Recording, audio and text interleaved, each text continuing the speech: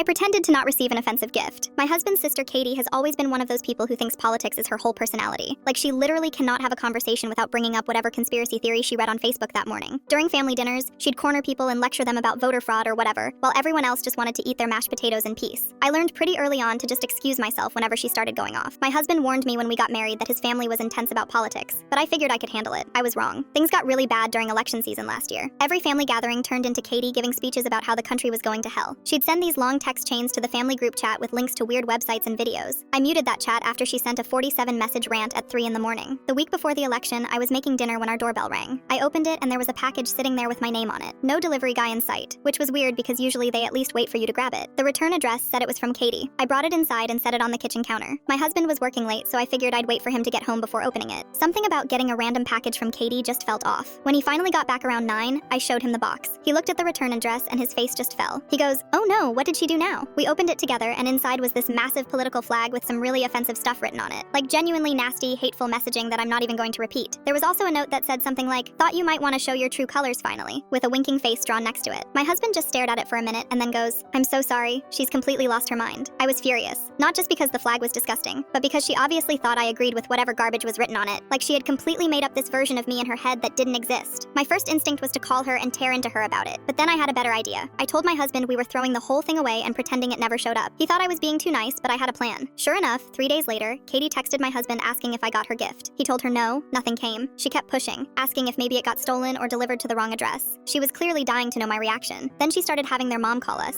My mother-in-law kept asking if we'd received any packages lately, because Katie was worried something she sent got lost. We kept saying no. Katie even drove by our house twice that week, probably checking for the package. Finally, she called me directly. She was trying to sound casual, but I could tell she was frustrated. She goes, "Hey, did you happen to get anything in the mail from me recently?" I told her no. Why? What was it? That's when she described the flag in detail, clearly expecting me to be excited about it. I waited until she was completely done explaining and then said, "Well, I hate that you wasted your money on that." The line went completely silent. She had no clue what I meant. In her mind, she thought she was giving me this amazing gift that I'd love. She never considered that I might find it offensive because she just assumed everyone thinks like her. But here's where it gets good. After that phone call, she became obsessed with figuring out what happened to her package. She started calling the post office, filing complaints, even accused our neighbors of stealing mail. She spent weeks driving around the neighborhood looking for her stupid flag hanging in someone's yard. My husband told me she even created a whole conspiracy theory about how the Postal Service was deliberately losing packages with political content. She posted about it on social media, calling customer service every day, and even threatened to sue. The best part was when she bought another identical flag and had it sent with tracking and signature required. When the mailman showed up, I signed for it right in front of her because she was watching from her car across the street. Then I walked directly to my trash can and threw the unopened package away while maintaining eye contact with her. She stormed out of her car and started screaming at me about how disrespectful I was being. I just shrugged and told her I don't accept gifts I find offensive, and that she should have asked what my actual beliefs were before assuming.